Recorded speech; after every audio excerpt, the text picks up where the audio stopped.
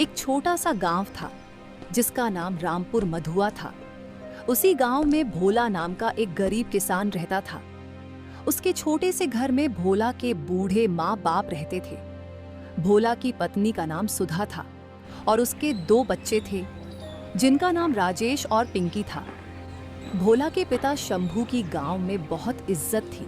सुबह सुबह जब भोला अपने खेत जाने लगता है तभी उसके पिता शंभू के दोस्त मिल जाते हैं और भोला से पूछते हैं, अरे भोला, तेरे पिता शंभू कहाँ है? चाचा जी, पिताजी घर पर है, मैं खेत जा रहा हूँ। इतना कहकर भोला अपने खेत की तरफ निकल जाता है। जब वह खेत पहुंचता है तो देखता है कि उसकी सारी फसल जंगली जानवरों ने बर्बाद कर दी है।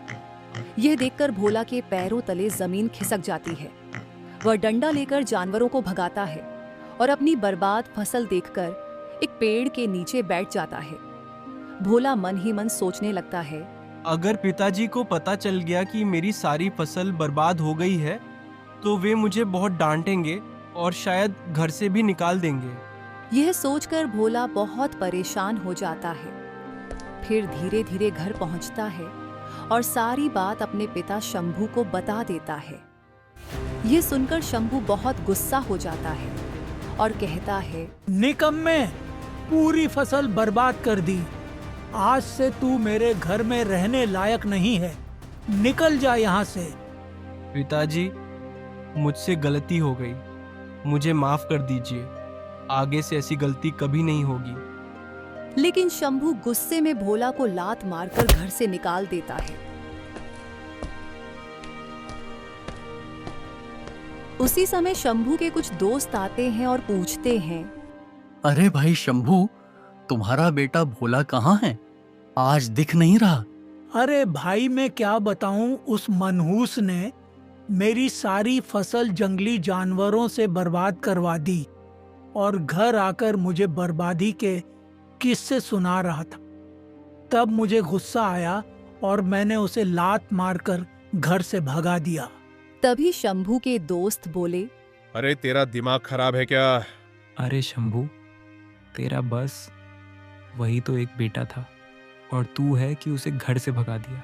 अरे शंभू, मनहूस, तेरा भोला बेटा नहीं तू था, क्योंकि तू तो खेत जाने वाला नहीं है और तेरा एक बेटा था जो तूने उसे भी घर से भगा दिया। इतना कहकर शंभू के दोस्त वहां से चले जाते हैं। तब शंभू को पछतावा होता है और शंभू भोला को ढूंढने निकल जाता है। पहले शंभू अपने गांव में ढूंढता है भोला को और फिर गांव में नहीं मिलता है तो शंभू भोला को ढूंढने के लिए जंगल की ओर निकल जाता है। तभी उसे 3 लोग मिलते हैं। शंभू उनसे पूछता है, अरे भाई, क्या तुमने इधर से जाते हुए एक लड़के को देखा है? क्या कोई लड़का इधर से जाता दिखा आप लोगों को? उनमें से 2 लोगों ने बताया कि नहीं भाई, हमने नहीं देखा किसी को इधर से जाते हुए। तभी उनमें से एक आदमी बोला, हाँ, मैंने देखा है। वह इसी जंगल में गया है और हाँ, उसके पास कुछ था, शायद मुझे याद नहीं आ रहा। तो यह सुनकर शंभू जंगल की ओर चल दिया। शंभू धीरे धीरे जंगल की ओर बढ़ रहा था। अंदर काफी सन्नाटा था। दूर दूर तक किसी भी जीव जंतु की आवाज सुनाई नहीं दे रही थी। चारों ओर सन्नाटा था। वह आगे बढ़ता जा रहा था। उसकी नजर चारों तरफ थी। वह भोला को ढूंढ रहा था, लेकिन भोला फिर भी कहीं नजर नहीं आ रहा था। ऐसे ही चलते चलते उसे एक गुफा दिखाई दी।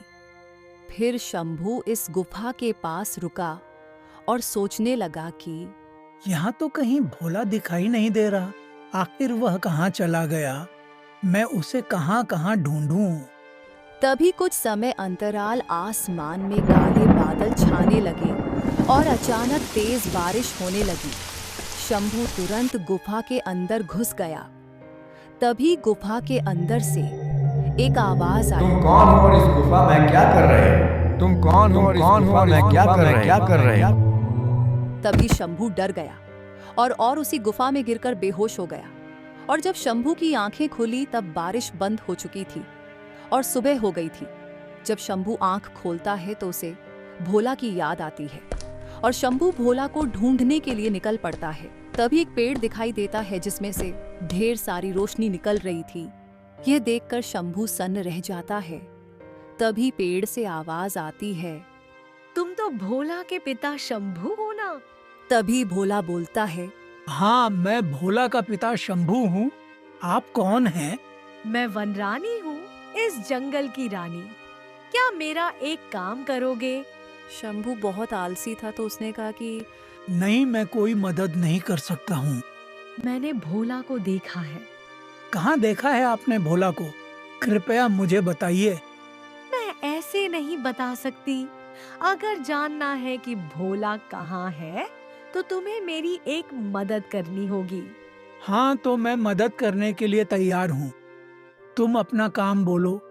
उत्तर दिशा में एक नदी है, उसमें से मुझे एक बाल्टी पानी चाहिए।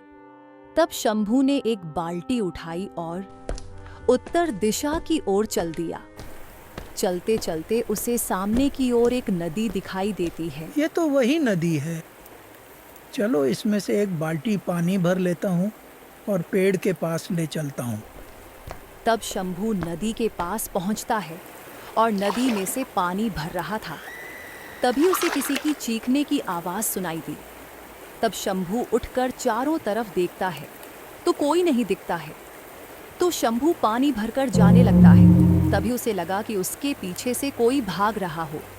तब शंभू पीछे देखता है तो कोई नहीं दिखता है। मैं जब से इस जंगल में आया हूँ तब से मेरे साथ बहुत ही विचित्र घटनाएं हो रही हैं।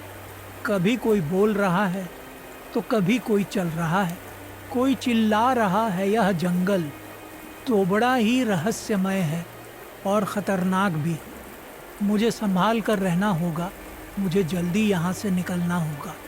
शंभू पानी की बाल्टी लिए वहां से चल देता है और जब वह पेड़ के पास पहुंचता है तब पेड़ बोलता है कि शंभू, तुम मेरा एक तना तोड़कर मेरी जड़ में गाड़ दो और उस पर यह पानी डाल दो।